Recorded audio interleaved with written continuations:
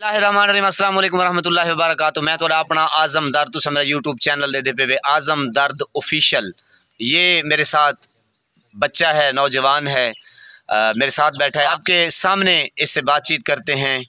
अस्सलाम वालेकुम। वालेकुम अस्सलाम। नाम क्या है आपका? मोहम्मद काशिफ। मोहम्मद काशिफ। काशिफ, आप ये व्यापारी कब बने, यानी कि ये व्यापार जो आप कर रहे हैं ये कब से कर रहे हैं? 10 साल हो गए। 10 साल हो गए, यानी कि छोटी उम्र में कर रहे हैं। बिल्कुल। अच्छा, आपकी तालीम क्या है? BSc। BSc? जी। अच्छा, ये BSc क्या होता है? मुझे थोड़ा सा क्योंकि मैं सादा बंदा हूँ, BSc क्या होती है? BSc डबल कंप्यूटर इकोनॉमिक्स के साथ किया मैंने। अच्छा, 14वीं जमात। 14, यानी कि आप 14 पढ़े हुए हैं? बिल्कुल। अच्छा, तो ये जो आप मैट्रिक आपने की थी ये साइंस में की थी? जी, साइंस में की थी। अच्छा, यानी कि आप माशाल्लाह अच्छी वो क्या कहते हैं कि तालीम याफ्ता हैं। ग्रेजुएशन। अच्छा, ये फिर व्यापार क्यों कर रहे हैं, व्यापार क्यों कर रहे हैं ये जानवरों का?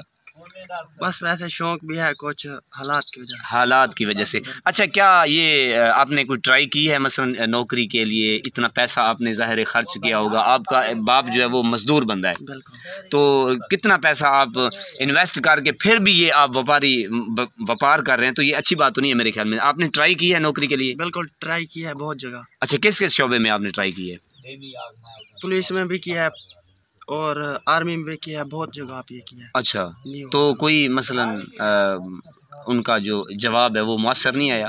अच्छा, वैसे क्या कहते हैं?